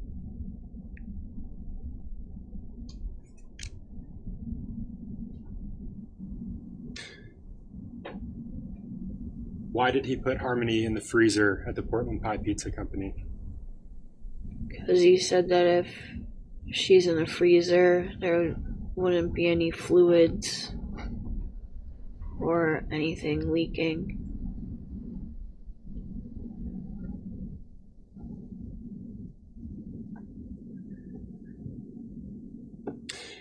At some point around that time, did you get tax returns, your tax refunds?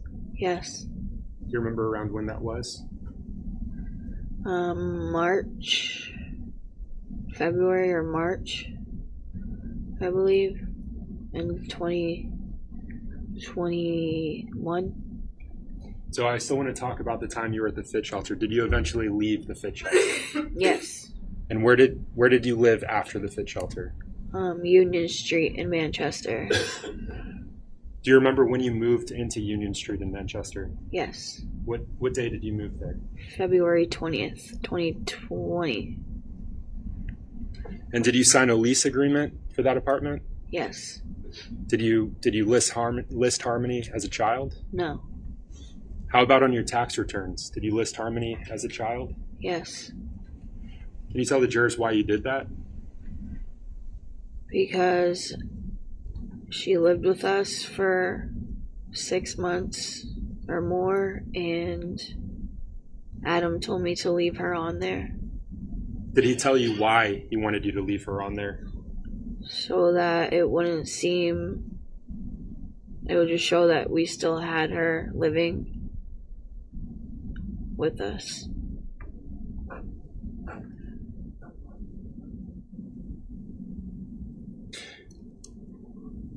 So you moved into your apartment on Union Street on February 20th, is that what you said? Yes. And that's of 2020? Yes. Where was he keeping Harmony at that point? In the refrigerator of our apartment.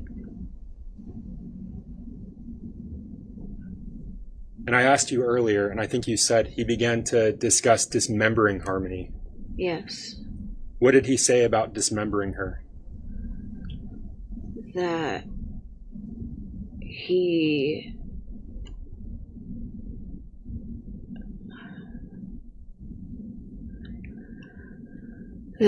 just wanted to put her in, he would put her in pieces to get rid of her. And was that at the Union Street apartment? Yes. That's where that discussion occurred? Yes. Did he ever discuss using tools on Harmony with you? Using tools on her body? He said that he was going to try and use a saw. He wanted to use a hand saw or a NutriBullet. And I want to unpack that.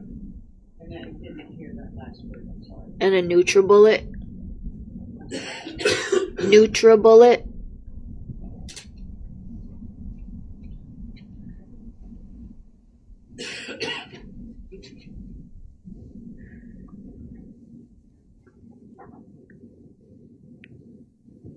Kayla, I'm showing you what's been marked as State's Exhibit 63 for identification. Yes. Do you recognize the item that's depicted in this exhibit? Yes. Can you tell the jurors what it is? It's a handsaw. It's a handsaw? Yeah. Do you recognize this handsaw? Yes. When the defendant discussed dismembering Harmony, using tools on her, Yes. is this a saw that he discussed doing that with? Yes. Is this an accurate representation of that saw as you remember it? Yes.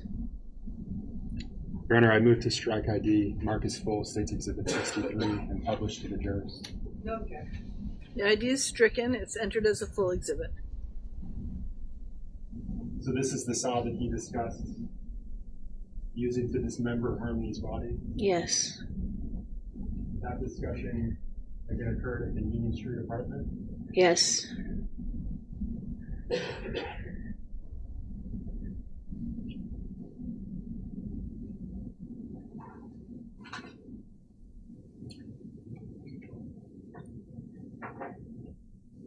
You talked about something else just then, and we barely caught it. You mentioned a NutriBullet? Yes. Can you tell the jurors what that is, what a NutriBullet is?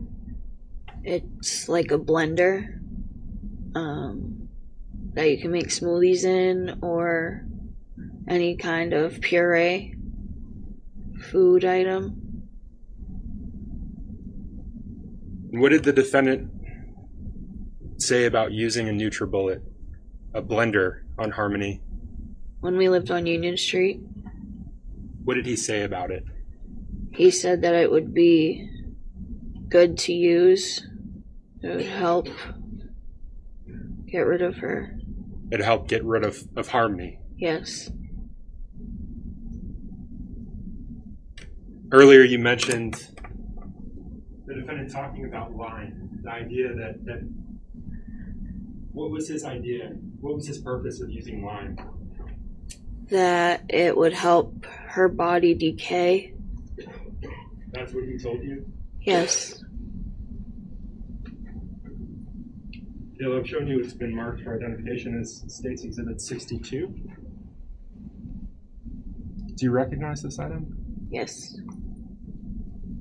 And what can you tell me about this item? Do you recognize anything, particular markings on this item?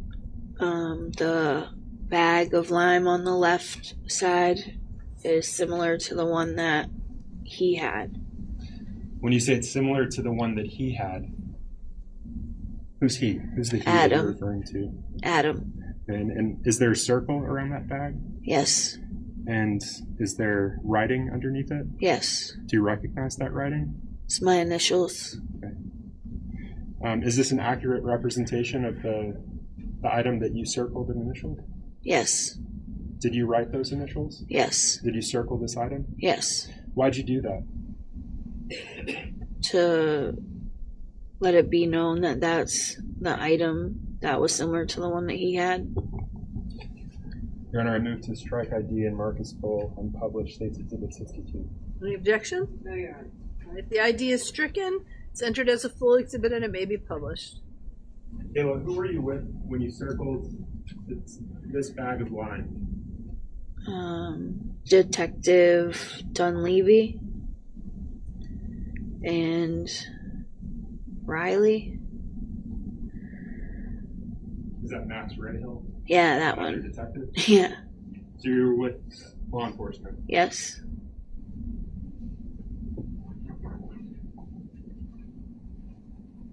And they asked you if you could identify. Have you seen? I'm sorry, objection sustained. Have you seen a bag of lime in your Union Street apartment? Yes. Where was that bag of lime located in your Union Street apartment? In the bathroom. Do you know how that bag of lime got there? No. Did you buy that bag of lime? No.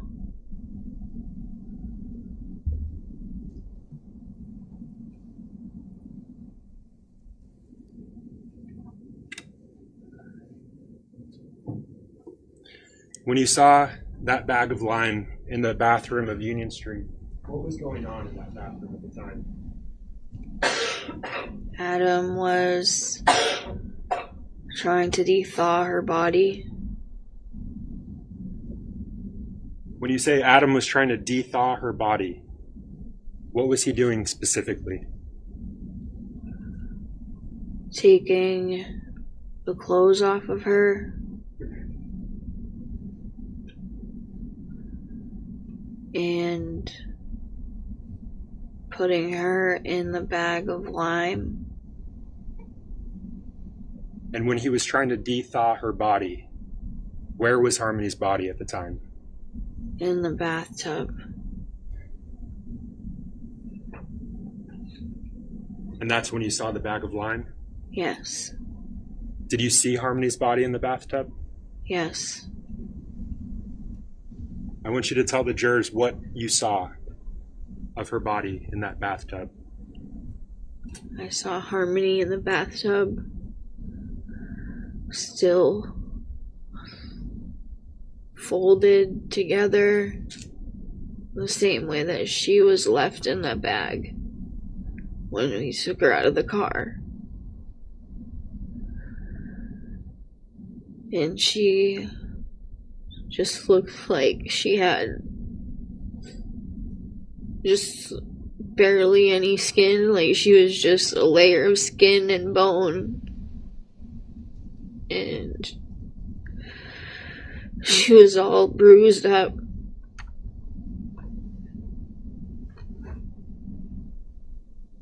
And what was the defendant doing to de-thaw her? He had the hot water running from the shower. And where was the hot water running in the shower? In the bathroom. Where was the hot water running in relation to Harmony's body? The Union Street apartment. Harmony's body, where was it in the Union Street apartment? In the tub. Was the hot water touching her? Yes. He was running it over her? Yes. And what was he doing to Harmony's body during this process? Taking the clothes off of her. Was he touching her at all during that process? Yes. Tell us how he was touching her. He was cutting the clothes off of her and just de-thawing her.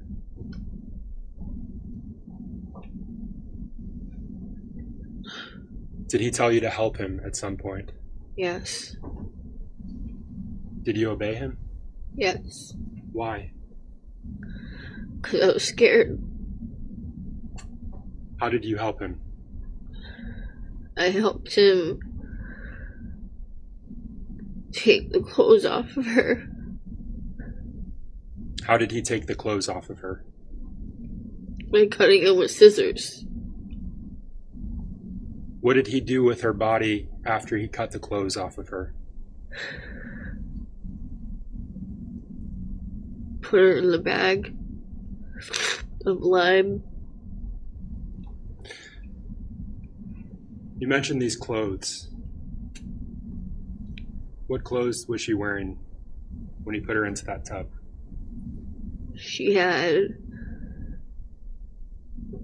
a hoodie on,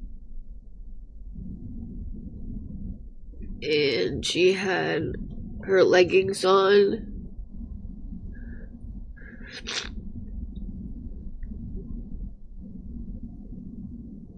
That's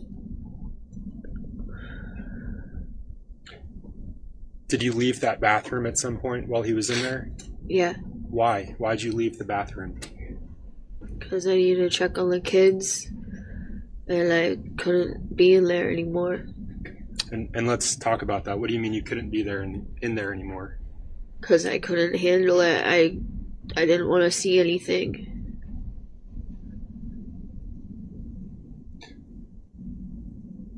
How long was he in the bathroom for that day?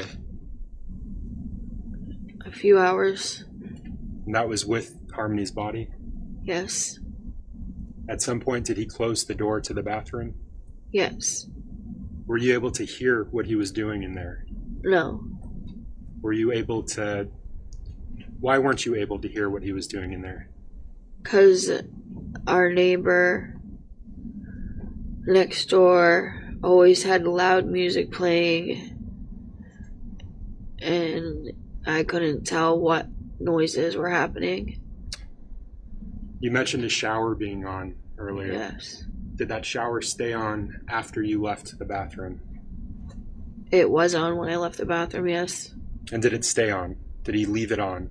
Yes. Did he take breaks from what he was doing in the bathroom at any point? No. Did he leave the bathroom at any point? No.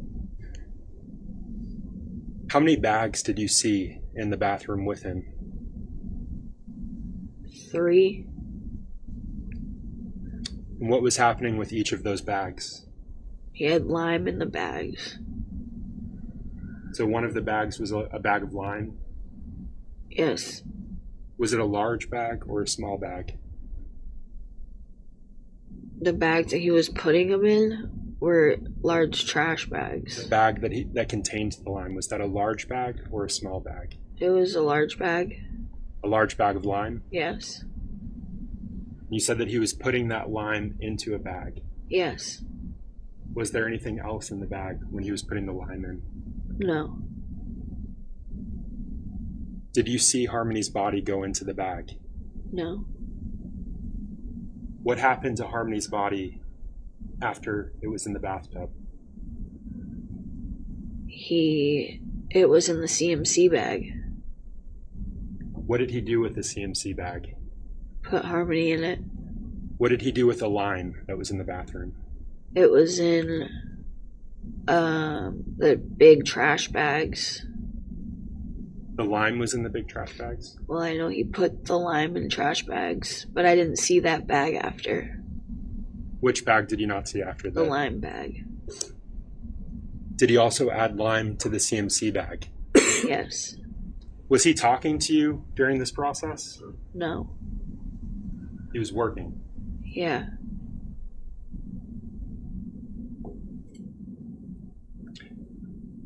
At any point, did you see him remove Harmony's body from the bathtub?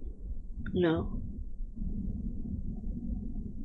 You mentioned earlier that he put Harmony's body back into the CMC bag. Yes. How do you know that he did that? Because he put the bag back in the freezer after. You mentioned garbage bags. Yes. What was he doing with the garbage bags in that bathroom? He had the big garbage bags put in the CMC bag and had the lime in the bag.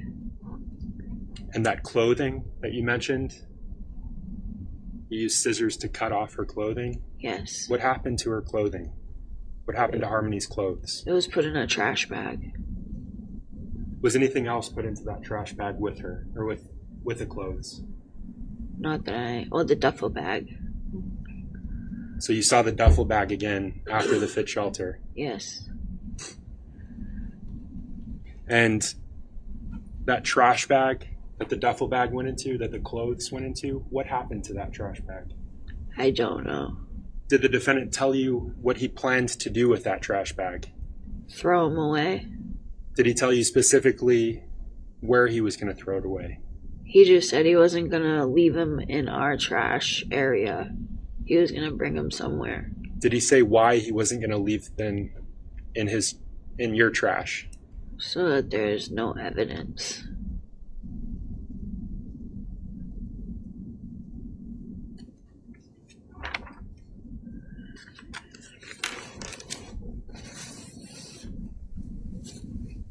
Do Do you recall telling investigators that when you saw Harmony in the bathtub, the defendant was squishing the liquids out of her? No. You mentioned earlier the defendant talked about dismembering Harmony.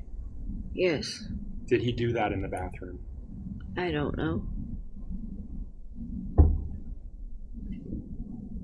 That conversation about dismembering Harmony, conversation about using the tools, how close in time was that to the steps, the actions the defendant took in the bathroom? Well, I know that the conversation with the tool happened when I lived with my mother. Okay. We were staying at my mother's house. And by the time that he was trying to, I don't even know what he did, but it was a few months after. You mentioned earlier that the defendant squished Harmony at the fit shelter. He squished Harmony into that CMC bag. Yes. You said that her body filled that bag. Yes. How was he able to add lime to that bag if it was full of Harmony's body? I don't know. You don't know what he did in that bathroom. No.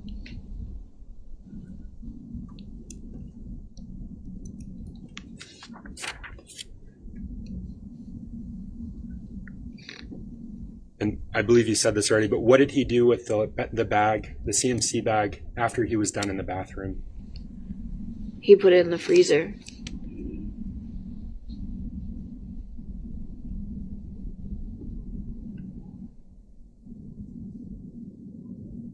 Did the defendant ultimately dispose of what remained of Harmony's body?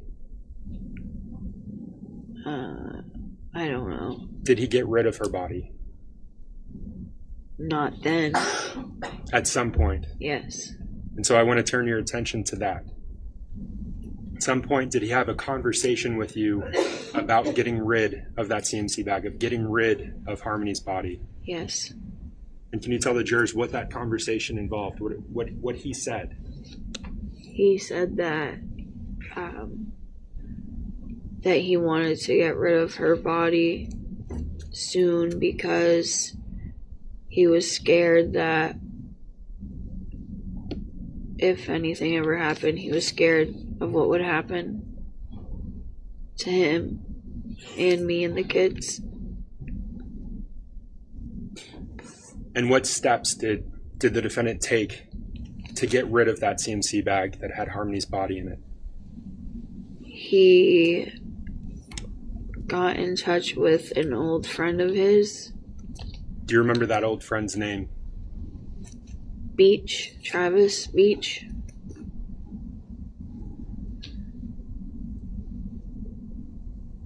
Did you know Travis Beach at the time? No, Had you met him before? no. Do you know how the defendant got in touch with Travis Beach? I don't know who reached out to who, but I knew it was about selling a gun. And did Travis Beach ever come to your apartment? Yes, Did he come to your apartment with a female? yes. Do you know that female's name? Brittany. And is that Brittany Bedard? Yes. Your Honor, may we refer? Yes?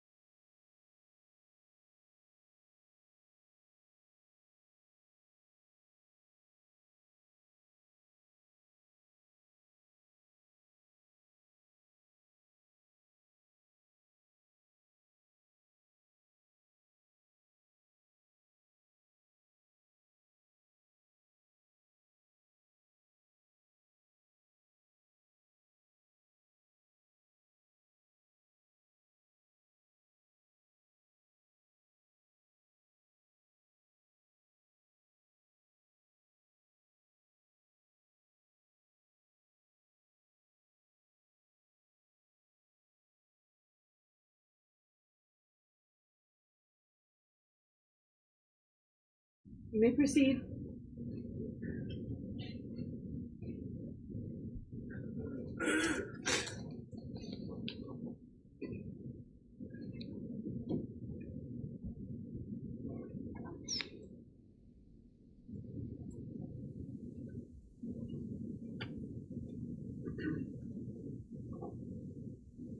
Miss Montgomery, you mentioned a Brittany coming to your house. Yeah. Do you recognize the person that's depicted in this image? And I should say, for the record, I'm showing Kayla what's been marked for identification as States Exhibit 55. That's Declan. You recognize the individual in this image? Yeah. And you said it's Declan? Yes. Who is Declan to you? My son.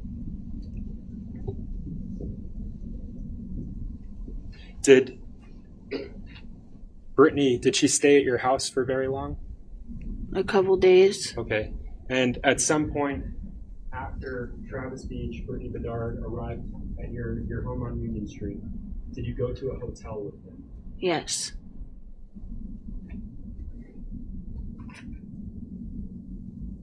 At some point after they came to your house that day, when you went to that hotel with them, did you become aware of a U-Haul? Yes. And what was the purpose of this U-Haul? So that Adam can use it to dispose of Harmony's body. Do you remember the name of the hotel that you stayed at? The Econolodge. And you mentioned not having an ID, not having a license. Whose name was that Econolodge room under?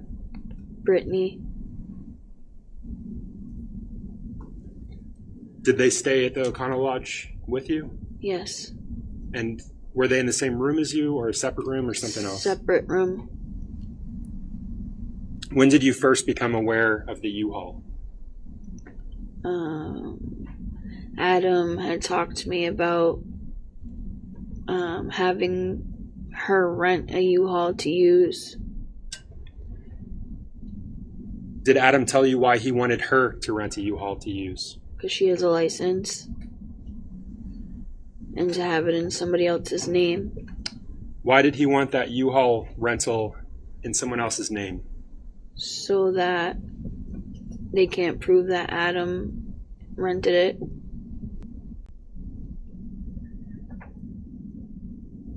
Did you see the U-Haul rental at any point?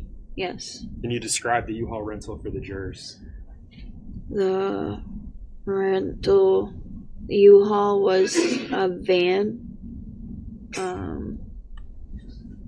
Like a van that like people that do painting would use. So it was a rental van. Yes. And I want to back up for just a moment.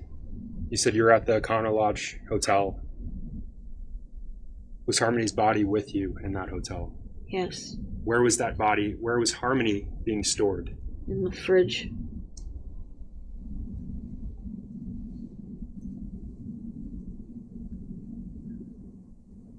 Did the defendant tell you where he planned to dump Harmony's body?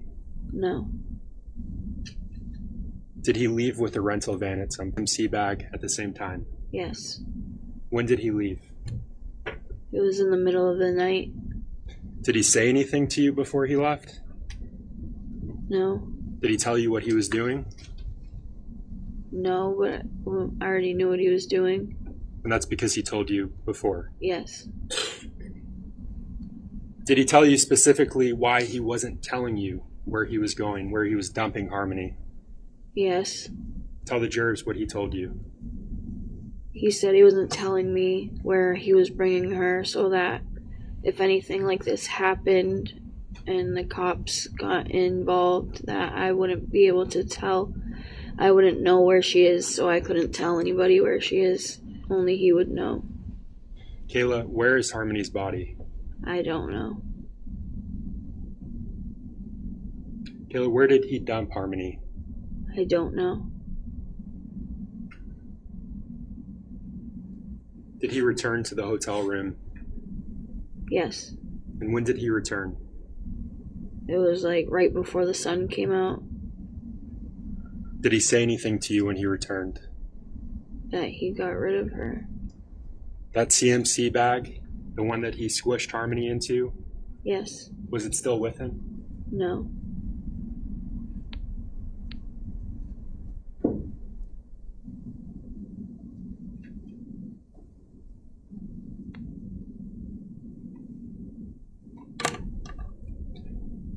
I want to switch gears, Kayla. I told you we'd get back to this, but I want to talk about the time that you were living in the fit shelter, the time you were living in your apartment on Union Street. At some point during that time frame, early 2020, did the defendant begin to suspect that you were informing on him? Yes. Did he suspect that you were informing on him about Harmony? Sustained. I'll rephrase. What did he suspect that you were informing on him about? About killing Harmony. And what did he do because of those suspicions? He started abusing me. I want to unpack that abuse. Can you tell the jurors what he did to you? Alrighty, we are going to stop here for today before we get into more of what happened with Kayla in particular. This is so horrifically tragic. I mean, the amount that they're dehumanizing Harmony, and they've taken her to so many different places, and they've interacted with her once she's been deceased, and it's just so sad to hear how much engagement they really had with her after her death before supposedly dumping her body somewhere. So just hearing it from this perspective of someone that was up close and personal with what happened is just really adding that element of tragedy, of being able to really envision us being there, which is so horrific. It's also interesting because from what she's saying, it sounds like, I mean, surely Adam thought he was going to get away with this, and the fact that he hid where he hid Harmony's body and things like that, thinking that there's no way he's going to get convicted without a body being found. You know, it seems like even just already there's been so much evidence coming forward from these eyewitness accounts of the abuse of Harmony that would lead one to believe that, you know, Harmony was harmed by Adam.